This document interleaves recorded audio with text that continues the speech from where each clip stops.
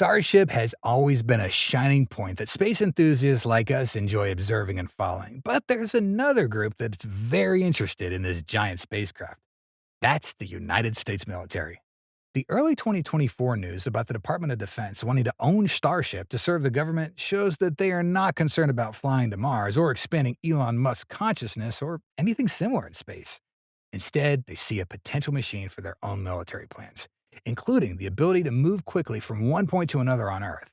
And we know that the Air Force always has a crazy demand for SpaceX's Starship variants. Let's explore today's episode with Alpha Tech to find out why. The Department of Defense recently discussed Starship's capabilities at the Space Mobility Conference, expressing interest in its potential to revolutionize national security.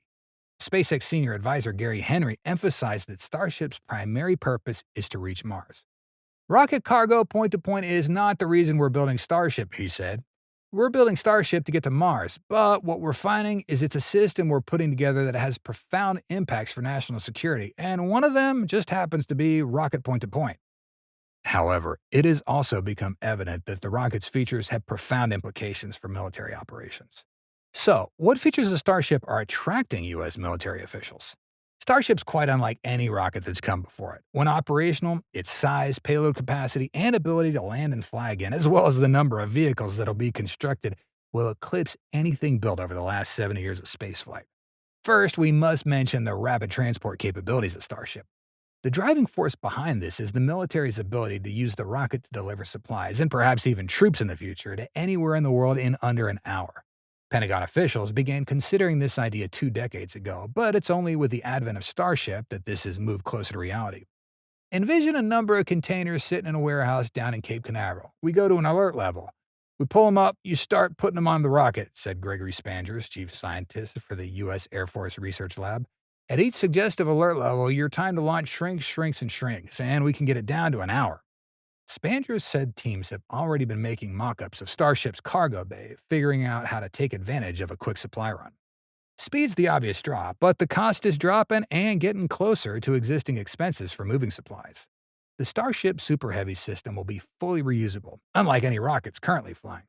The Super Heavy booster, similar to SpaceX's current Falcon 9 fleet, will return to the launch site. However, unlike the Falcon 9, Super Heavy can be caught by the launch tower, stacked onto a new Starship, refueled, and relaunched rapidly. Coupled with its design, Starship has significantly reduced costs for SpaceX. Henry said SpaceX's current fleet of Falcon 9 rockets with boosters originally designed to fly 10 times, but with future boosters that might go up as many as 40 times, have brought the price of flying payloads from about $4,500 per pound to about $900 per pound. The Falcon 9s has a capacity of 44,000 pounds to 132,000 pounds.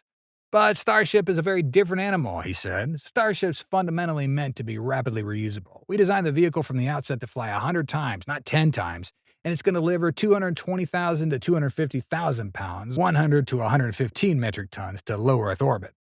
He said that Starship would bring the cost trajectory down to a starting point of $90 per pound.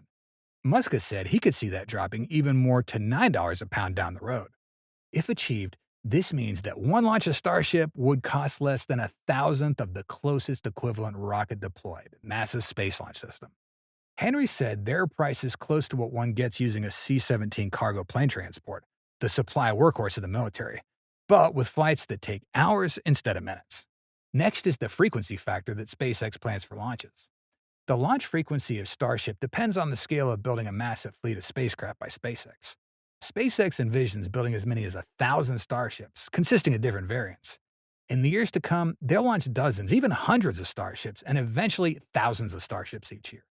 And if just assuming you have a rapidly reusable system that could, let's say, launch twice a day from a single launch base, you're going to find very, very quickly we're going to run out of places to launch, Henry said. Right now, SpaceX has one usable launch tower at Starbase in Texas, but it's already building out more. Steel girders constructed at SpaceX's Kennedy Space Center facilities were loaded Wednesday on a barge to make their way to Starbase. SpaceX is also building out a Starship launch tower at KSC. To meet its launch plans, it'll need multiple launch towers from its existing launch sites at KSC, Texas, and California. But SpaceX could spread its footprint to new launch sites down the line as well, and that could feed into point-to-point plans the military is interested in, Henry said. I think the answer we're going to need to both as a company, but also as a nation to fully leverage Starship, he said. We're going to need a proliferation of launch sites within the continental US and maybe even globally to fully capture this. The actions of the US military and SpaceX regarding new launch sites have also begun with initial steps. Recently, on February 16th, the U.S. Air Force, alongside collaborating agencies FAA, NASA, and the U.S. Coast Guard, began conducting environmental impact studies for launch pads for SpaceX's Heavy class Starship rockets, according to a recent statement from them. The Space Force, a part of the U.S. Air Force, similar to how the U.S. Marine Corps is for the U.S. Navy, has proposed three options for additional launch towers for Starship. Option 1, SpaceX would modify and utilize SLC 37 at Cape Canaveral Space Force Station. Option 2, SpaceX and CCSFS would construct a new pad, SLC 50, between the current SLC 37 and SLC 40. Option 3, no action, where no Starship constructions or launches would occur from CCSFS. The decision will be deliberated among the agencies in 4 scheduled meetings in March 2024, so stay tuned for those significant decisions. It's one of the facets of China's growing space program that is starting to outpace the U.S. During a talk at the conference, Space Force intelligence analyst Chief Master Sergeant Ronald Lurch with Space Systems Command said China was beginning to build out more launch sites and advance their rocket types to try and catch up to the U.S. There's a bottleneck that they need to alleviate, so they're doing something about it, he said, noting that it performed its first sea launch in the South China Sea as well. He also noted that their price points are projected to fall within China's Long March 5 rocket, flying at around $1,360 per pound, but the Long March 9 rockets aiming to be completely reusable with a price cut in half down to $680 a pound. China is moving very, very close. It is full speed ahead in terms of reusability, he said, and that too is relying on commercial launches, not just government rockets. This thrust feeds into China's stance as a superpower in space as it continues to build out its low Earth orbit space station and has plans to pursue a crewed lunar lander before the end of the decade. On top of any sort of lunar competition, China's saber-rattling in terms of trying to reunify with Taiwan has the U.S. military concerned. Right now, we have a very aggressive adversary, said Space Force Colonel Nathan Vosters, Director for Requirements, Resources, and Programs for the Indo-Pacific region. He said the ability for rapid delivery to that part of the world ties directly to ensuring a free and open region, which generates 60% of the world's gross domestic product. This technology, I think, has the advantage to both promote and continue free and open Indo-Pacific while also contributing directly to the war fight if and when that time would come, he said.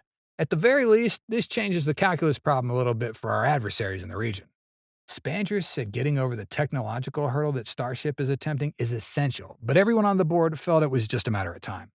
I hope we see successful demonstration here very quickly, he said. I think we're all in your corner because it advances where we're going. That's all for today's episode. Thank you so much for watching and see you next time.